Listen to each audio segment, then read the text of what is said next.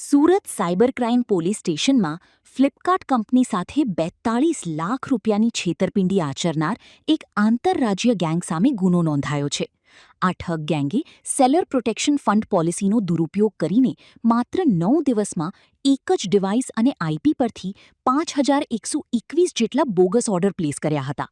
આરોપીઓ cash on ડિલિવરીના order કરીને 3 દિવસમાં સેલર પેમેન્ટ મેળવી લેતા અને ચોથા દિવસે ઓર્ડર કેન્સલ કરી દેતા હતા.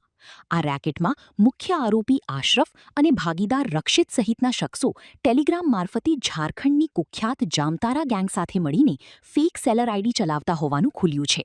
પોલીસે આરોપીઓના બેંક ખાતા અને 25 ફેક જીમેલ આઈડી જપ્ત કરીને વધુ તપાસ તેજ કરી છે, જ્યારે ડીસીપી બિશાખા જૈને આ મામલે વિગતો આપી છે. સાયબર ક્રાઇમ પોલીસ સ્ટેશનમાં એક ગુનો નોંધવામાં આવ્યો હતો ફ્લિપકાર્ટ ઇન્ડિયા પ્રાઇવેટ લિમિટેડ દ્વારા. આ કેસમાં ફ્લિપકાર્ટની સામે એવી હકીકત આવી કે ડિસેમ્બર મહિનામાં એક સુખવિલાસ ક્રિએશન નામની સેલર આઈડીમાં એક સાથે ફ્રોડ્યુલન્ટ ઓર્ડર પ્લેસ કરવામાં આવ્યું હતું 5,121 ઓર્ડર્સ. અને એમનું એમ કહેવામાં આવ્યું હતું કે મારી જે સેલર પ્રોટેક્શન ફંડ છે તો એ પોલિસીની દુરુપયોગ કરવા માટે સેલર દ્વારા ખોટી ઓર્ડર્સ ઊભો કરવામાં આવ્યું છે.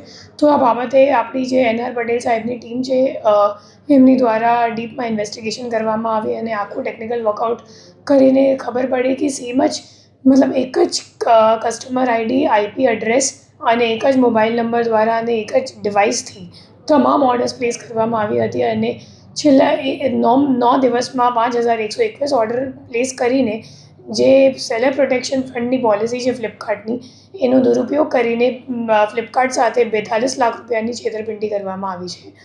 આ જે સેલર પ્રોટેક્શન પોલિસી છે ફ્લિપકાર્ટની, આમાં એવું છે કે એ લોકો જ્યારે આપણી રિટર્ન વિન્ડો, અગર તમે કોઈ કસ્ટમર ઓર્ડર પ્લેસ કરે તો એમની પાસે 7 દિવસનો રિટર્ન વિન્ડો હોય, બટ એ લોકો સેલરને 3 જ દિવસમાં પૈસો આપી દે છે.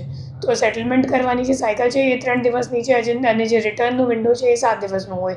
તો એમાં જે આપણો મુખ્ય આરોપી છે આશફ, તો એમને આ જે પોલિસી છે એમને દુરુપયોગ કરીને તમામ ઓર્ડર્સ 5,121 ઓર્ડર્સ કેશ ઓન ડિલિવરીનો ઊભો કરીને 3 દિવસમાં પેમેન્ટ લઈ લીધું અને ચોથા દિવસમાં તમામ ઓર્ડર્સને કેન્સલ પણ કરી દીધું. અને કેન્સલ કરવાથી જે ફ્લિપકાર્ટ છે એમને પોતાનું પૈસા નથી મળ્યું, પણ એમને ફ્લિપકાર્ટથી 42 લાખ રૂપિયા જે ઓર્ડરનું હતું એ તમામ મળી ગયું.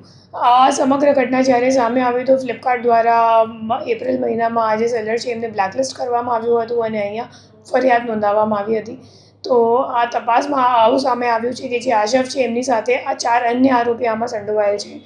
આશફનો જે ભાગીદાર છે રક્ષિત, તો એ એકચ્યુઅલી જે બેંક એકાઉન્ટ, જે ખાતામાં ટ્રાન્ઝેક્શન થયું છે 2,46,00,000નું 10 મહિનામાં, તો એ બેંક એકાઉન્ટ રક્ષિતના નામ પર છે અને મોબાઈલ નંબર પણ એમનો જ રજિસ્ટર્ડ છે અને બંને છેલ્લા 2 વર્ષથી ઈ કોમર્સનું કામ કરે છે અને ભાગીદાર છે. ત્રીજો જે માણસ છે એમનું નામ છે ભૌતિક ઠુંબર, અને જે ખોટો ઓર્ડર ઊભો કરવા માટે આશવે જેનું હેલ્પ લીધું, મદદ લીધી, તો એ ભૌતિક ઠુંબર છે. ફિર ભૌતિક ઠુંબરનો જે ભાગીદાર હતું તો એમ આશીષ વોરા, તો આશીષ વોરા એ ટેલિગ્રામ મારફતે એક જામતારાનું અજાન્ય માણસ છે જે એકચ્યુઅલી ઓર્ડર ઊભો કરે છે, તો એમનું સંપર્ક કરાવ્યું અને આશરવે દર ઓર્ડરનું 120 રૂપિયા જે જામતારાવાળો મુખ્ય આરોપી છે એમને પેમેન્ટ કરવાનું હતું, એમાંથી 30 રૂપિયા એ લોકો વચેટિયા તરીકે લઈ લેતા હતા. અને ત્રીજો આરોપી છે રોહિત વોરા.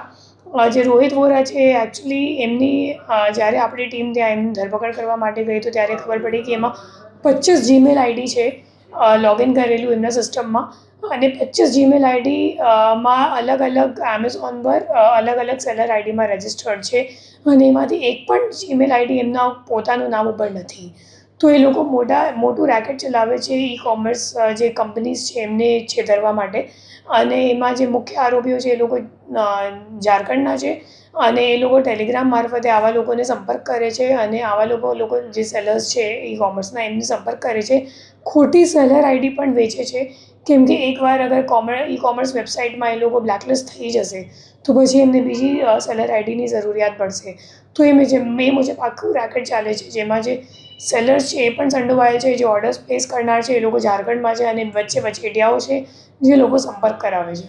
નહીં, કોઈ ક્લાયન્ટ ઇતિહાસ કોઈ નથી. એ લોકો તમામ ઈ કોમર્સમાં સેલર્સ છે અને આ બાબત ક્યારેક સામે આવ્યું નથી.